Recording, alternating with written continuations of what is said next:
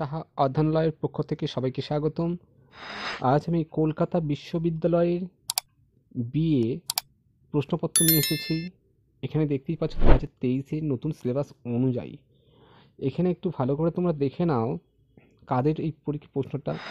এটি একটি political science MDC paper. এটা কিন্তু মনে রাখবে, যাদের এমডিসি পেপার রয়েছে তারা কিন্তু এটা দেখো ভালো করে। Political science MDC paper, CC1 paper এটি পলিটিক্যাল সায়েন্সের।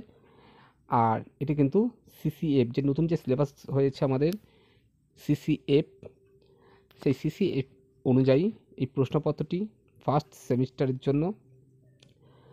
এখানে বিষয়টি রয়েছে দেখো, ফাউন্ডেশনাল কনসেপ্ট 75 নম্বরের যে প্রশ্নটা, সেই প্রশ্নপত্রটা এখানে তুলে ধরা হয়েছে।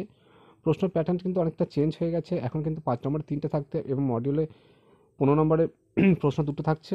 মডিউল 2 থেকে 15 নম্বরের প্রশ্ন 2টো থাকছে। তাহলে এবার দেখো তোমাদের কী কী ধরনের প্রশ্ন এসেছে গতবারে, অর্থাৎ ফার্স্ট সেমিস্টার 2023। যারা 2024-এ পরীক্ষা বসবে তারা কিন্তু এই প্রশ্নগুলো একটু ভালো করে দেখে নাও। এখানে 100টি শব্দের মধ্যে কিন্তু প্রথম প্রশ্নটা লিখতে হচ্ছে। 100টি শব্দের মধ্যে সংক্ষিপ্ত টিকা যে কোনো 3টে লিখতে হবে। প্রত্যেকটা প্রশ্ন মান কিন্তু 5 নাম্বার। 100 শব্দের মধ্যে লিখতে হবে। প্রথম যে প্রশ্ন এসেছে, ক্ষমতা ও কর্তৃত্বের মধ্যে সম্পর্ক। দ্বিতীয় হচ্ছে জাতীয় ও রাষ্ট্রের মধ্যে পার্থক্য। তৃতীয় হচ্ছে কর্তৃত্ববাদের বৈশিষ্ট্যগুলি। চতুর্থ প্রশ্ন যেটা এসেছে ঘর দাগে, প্রতিরোধের অধিকার। এবং 5 নম্বর আছে রাজনৈতিক বাধ্যবাধকতা। এই যে 5টা প্রশ্ন, এই 5টার মধ্যে 3টে কিন্তু করতে হচ্ছে। গতবার পড়েছে এগুলো বাদ দিয়ে তোমরা কিন্তু করতে পারো। অন্য প্রশ্নগুলো তোমরা ভালো করে দেখো, সেইগুলো করো। দ্বিতীয় যে প্রশ্নটা এসছে মডিউল 1 থেকে 3টে প্রশ্ন এসছে, বড় প্রশ্ন। প্রত্যেকটা প্রশ্ন মান কিন্তু 15।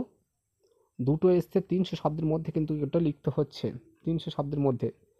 প্রথম যে প্রশ্নটা রয়েছে দেখো, যেটা এসে গেছে গতবারে, সার্বভৌমিকতার বহুত্ববাদী তত্ত্বটি আলোচনা করো।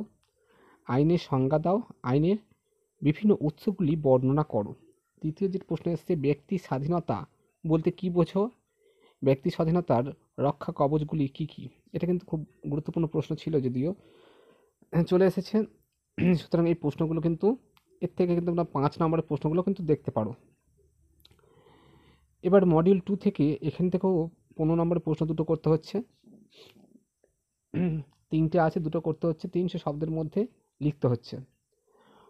অধিকারের সংজ্ঞা দাও। অধিকারের বিভিন্ন তত্ত্ব আলোচনা করো। ন্যায় বিচার সম্পর্কিত জন রলসের তত্ত্বটি আলোচনা করো। ডেভিড হেলকৃত গণতন্ত্রের শ্রেণীবিভাগ পর্যালোচনা করো। এই ছিল আজকের সম্পূর্ণ ভিডিওটি। এবার ইংলিশ যারা ভার্সানটা যাদের প্রয়োজন আছে তারা কিন্তু স্ক্রিনশট নিয়ে রাখো। তোমাদের অনেকের প্রয়োজন থাকে ইংলিশ ভার্সানটা দেখার, সেটা তোমরা স্ক্রিনশট নিয়ে নাও। আর যদি ভালো লেগে থাকে অবশ্যই লাইক করো, বন্ধুদের সঙ্গে শেয়ার করো। আরও একবার তোমরা দেখে নাও প্রশ্নটা, যদি স্ক্রিনশট নিতে চাও নিয়ে রাখতে পারো।